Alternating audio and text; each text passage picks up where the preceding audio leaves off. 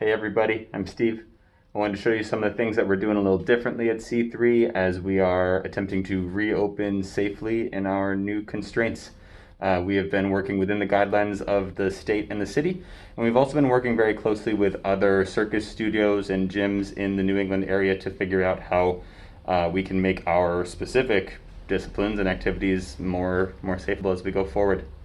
So first and foremost, masks in the studio at all times. We've cleared out the lobby so that it's not a congregation area. People do have the ability to use the cubbies, but we are requiring that everyone self-sanitizes the cubby after each use. We've taken away any seating options, so it's merely a safe and clean access way to the studio. All students sanitize their hands before heading in. Let's head on into the studio. Here we have just one of our many lovely hand sanitization stations. Don't mind if I do. That was very hard to do one-handed with the camera. Here inside the studio, we're taking social distancing and sanitation incredibly seriously. We've reconfigured the space slightly. We've got tape outlines so that everyone is able to keep a safe working distance from coaches and students. We've also spaced out all of the aerial points so that they're a minimum of 7 feet away from each other, so there's built-in social distancing when working on aerial points.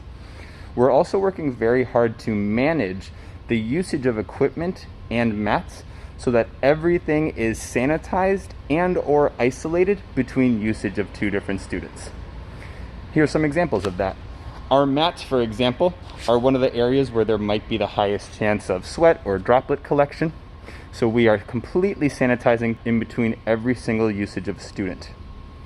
Additionally, our equipment is being isolated in these isolation bins in between usage of different students, so that when you've gotten on a piece of equipment, you know that it has been in full isolation for a minimum of 48 hours in accordance with state guidelines. At C3, we're taking a lot of steps to reduce the amount of contact with high-touch surfaces. Some examples: right now, all rigging is done by staff only. All management of equipment and props is done entirely by staff. That's done so that we can reduce the number of people in contact with the equipment and make sure that we're properly sanitizing our own hands in between any contact with the equipment. We're also following a routine cleaning guide where we fully spray down and sanitize all high-touch surfaces, like any kind of doorknob that in the space. We are frequently turning over the air by having our garage doors open with full circulation from our overhead HVAC system.